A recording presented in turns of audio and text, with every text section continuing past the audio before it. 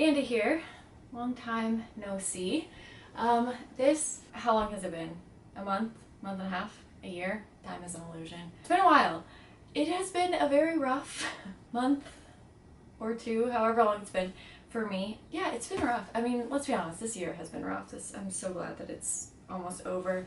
But I wanted to post a video because I read a bunch of Christmas novels, and so I wanted to rank them and talk about them and things like that. I don't want to be a Debbie Downer on this channel, so maybe I do have a second channel that I rarely post on, but I think I'm gonna start utilizing that more, and I think I'm gonna talk about life and everything that's going on over there. So if you're interested at all in more like personal-ish content, then I'll catch you over there. And if not, then here is just fine. So let's get into some Christmassy type books. I hope that you guys, if you celebrate Christmas, I hope you guys are having a good holiday season, and I hope you guys have a good Christmas and New Year's. And if you don't, then I just hope you have a good day.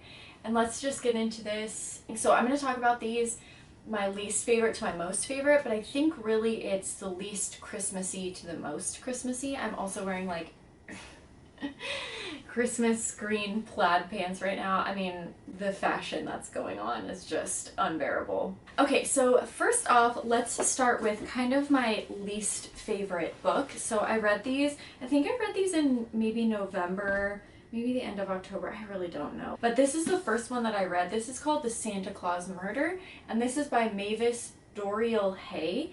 And this one I actually found at my used bookstore for $2.50, and I was looking for Christmas books to read, so I just saw this, I passed by it on the shelf, and I'm like, ooh.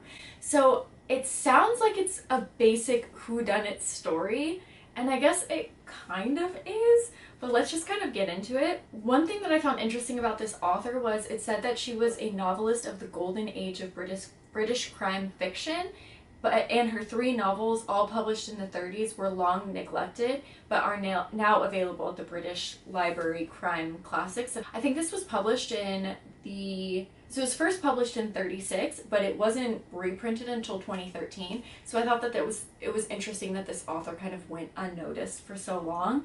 But anyways, this is called The Santa Claus Murders. So it's about the family. He is murdered. Is it on Christmas or the day before Christmas? I'm pretty sure it's on Christmas Day. And they're trying to figure out who it is. So they have a whole family that's there, and everybody kind of has a motive for him to be killed off, but they don't know who did it. So they bring detectives in and they try to figure out the crime. It's a lot like Knives Out, and I am very curious if someone read this and kind of got inspired to it to write Knives Out, because it's very much so along those same lines. I mean, it's definitely not like a remake of this by any means, but it does remind me of that quite a lot. The things that I love about this are the little like clue setup where you can see the whole outlay of the house. And then I also really liked this part, which is a breakdown of all the characters. So there are a lot of characters, and if you get confused, you can always like flip back here, kind of like a play, and see like, oh, okay, this person's this person. A really good explanation, I know. Okay, I missed filming videos. So the person that got murdered is Sir Osmond Melbury. He has a bunch of kids, and he has got a few grandkids, and then he's got some people that work for him, and everyone's just trying to figure out who might have murdered him. And it's called The Santa Claus Murder because there are 2 Santa suits that were bought. One was intended to be dressed up for the children, and the other one was actually what the murderer wore.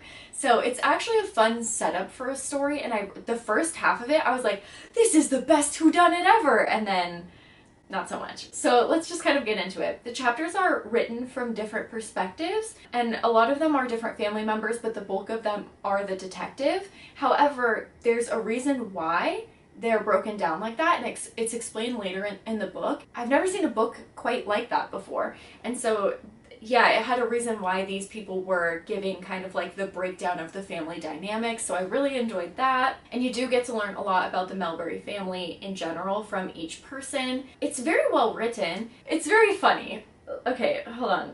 Did I already explain kind of what it's about? Yeah, I explained what it's about, right? Yeah, so they're just trying to figure out who killed the father. So let me give you a few instances of why this book is just like, oh my gosh. Okay, I understand that I'm reading this in 2022, 21, 20. I do understand that I'm reading this in 2022 no, 2021, and it was written in 1932, but oh my gosh, how easy it would have been to get away with murder. I'm telling you, it's so funny. The detectives, like, there's no forensic evidence at all. I mean, it's in the 30s. And the detective's like, oh, he threw the evidence in the fire. Well, the fire ate it up, so there's nothing we can do about it now. And you're just like, what?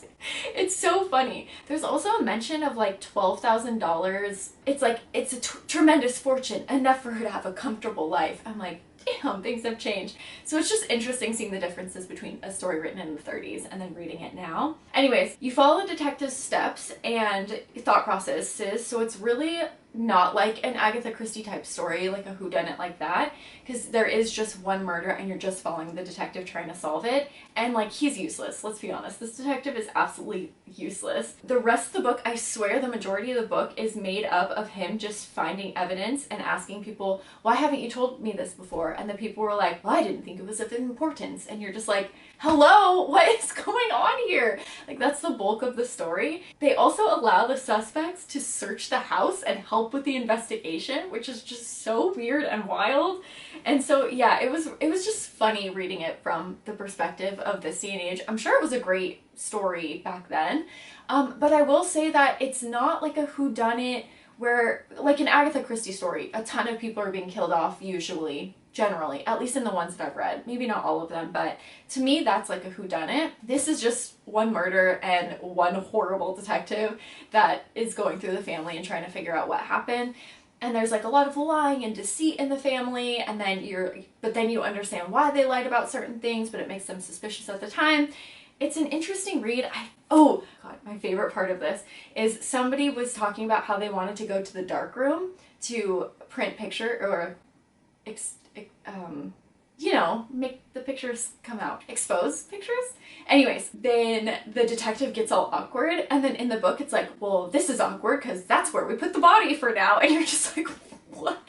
The body's just sitting somewhere? It's such a wild read. It's really funny. Another thing is also, it's not Christmassy. The murder takes place on Christmas, but other than that, and other than him like dressing in a Santa suit, I wouldn't like call this a Christmas novel. Like, I could read this in May and it would be fine, you know what I mean? So that is another reason. I still give it like a 6 out of 10. Like, it was interesting to read and it was well written, and I really liked the first half of the story. So the next book that I read was actually Silent Night. This is R.L. Stine's Fear Street series. This is a super chiller. And this is actually the first Fear Street I have ever read.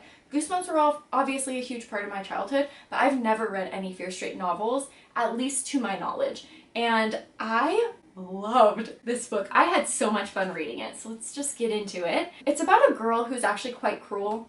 This little bitch right here. She starts getting these like creepy, weird gifts left for her at her cosmetic counter where she works in a store that her father owns, like a department store. She's kind of out to try to ruin everyone's life, like her ex-boyfriend, the crush she has, her crush's girlfriend, her cousin. She just honestly is kind of a bitch.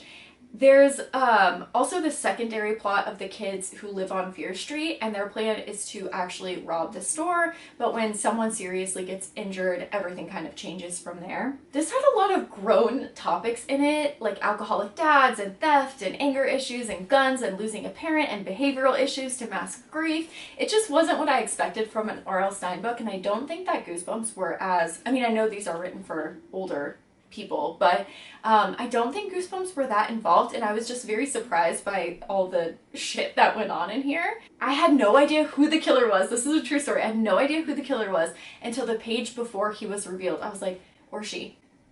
I was like, who could the killer be?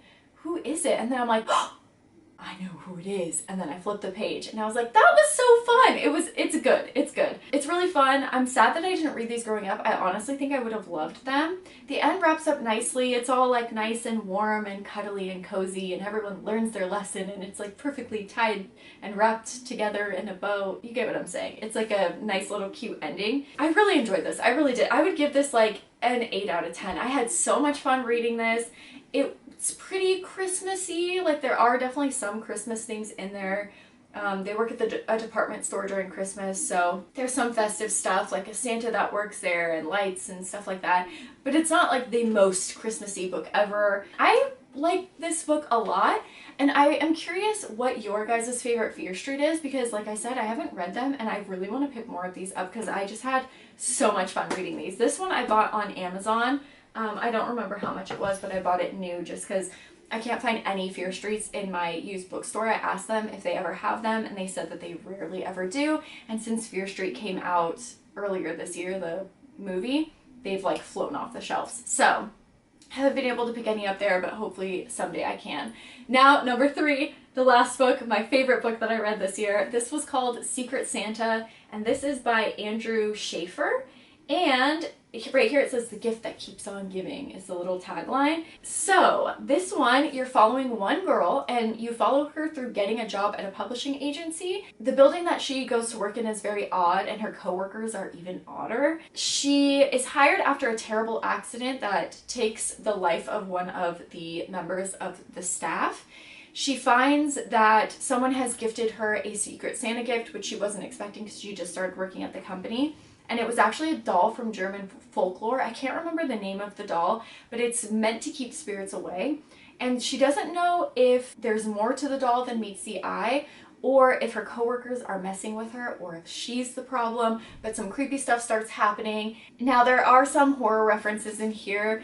There's, someone says something about how they're like older than Cthulhu. There's talk of Night of the Living Dead, there's a Phantom of the Opera mug, there's a Bachman book, so you definitely do have horror references in here, which I really enjoyed. There is also talk of Teddy Ruxpin. Oh my gosh, do you guys remember Teddy Ruxpin? I might be aging myself here, but I had a Teddy Ruxpin doll growing up, and we accidentally threw away all of my, not me, I didn't do this, but all of my childhood stuffed animals were in a bag and they got thrown away. And when I tell you this breaks my heart when I think about it every single day, it does. But Teddy Ruxpin was in there, my Teddy Ruxpin. Anyways, I saw that. I was like, Teddy. There were some parts in here that were like, haha, you know, it wasn't hilarious, but there were a few like little chuckling kind of moments in here. There's a ton of character developments. I think her name is Lucy, but it's spelled Lussi. You get to know the main character really well. And it kind of reminds me of Krampus, and not just because they're both German folklore, but because it's very fun, it's very mild, and it's very Christmassy. So at some point, you know, someone's wrapped with Christmas lights, and then the Secret Santa gifts, and the decorations, and the wintry season outside. Yeah, I would equate this to something like Krampus. I love Krampus. I watch it every single year. So this to me was kind of like that. It's a very mild horror film or horror book, but it's super fun and I really, really enjoyed this. Yeah, it's just a lot of fun. It's well written at times, funny and very enjoyable is what I wrote. I think that's all for this guy. This one I would rate a 10 out of 10, honestly, for like a fun, creepy, slow character development driven horror book. This was my favorite Christmas horror book that I read this year, certainly, so it gets a 10 out of 10. So those are the 3 books that I read. Let me know if you guys have read any fun, good, wintry type horror books. I'm definitely doing a winter horror book recommendations video soon. I have one more book that I bought from the bookstore though that I read that I'm going to read first, because all the books that I have bought this year have been so good. I have been loving these winter horror books that I'm reading, so I'm very excited to make that video. That will be out soon. I also have another video where I'm reading stories, books that were sent to me from you guys, so I'm excited for that as well. Again, if you celebrate Christmas, I hope you guys have a wonderful Christmas. I hope to see you next week. And I hope to see you on my second channel if that interests you at all. It's always linked down below.